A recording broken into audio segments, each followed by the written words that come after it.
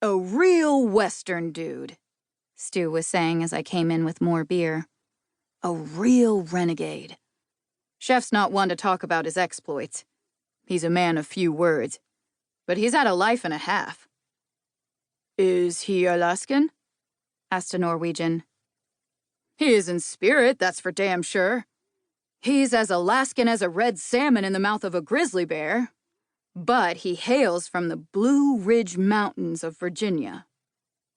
Chef is a good man, said Maureen. Stu held forth. Polly was looking straight at him, smiling.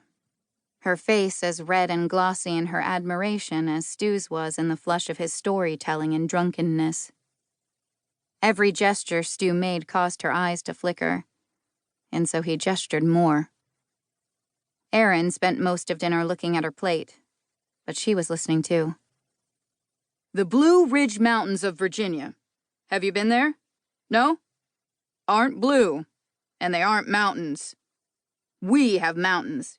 You just have to look outside to know that these are mountains.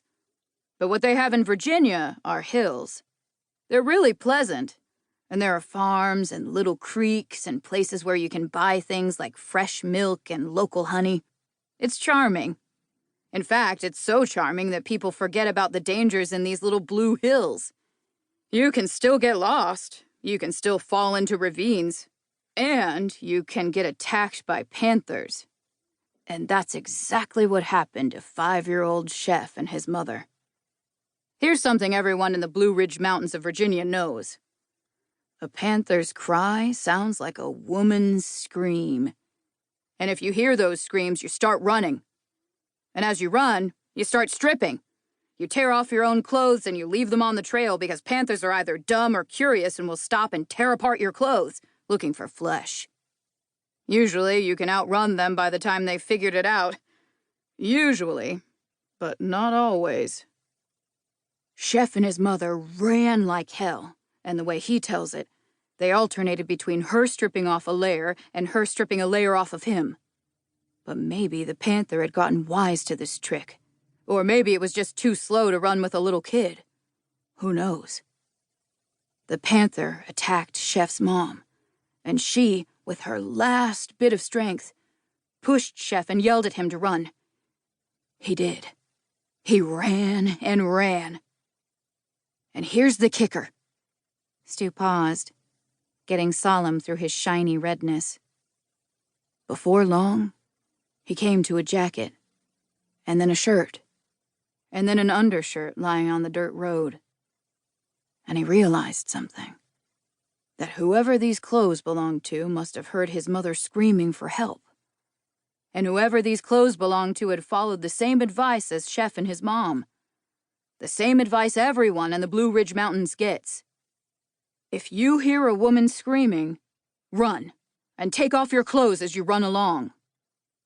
But there are no panthers here, said the Norwegian. No, said Stu, there are bears. And there's no warning scream when it comes to bears. They'll roar, but it'll be the last sound you hear. Chef wasn't from Virginia. He was from Nevada. Stu knew this.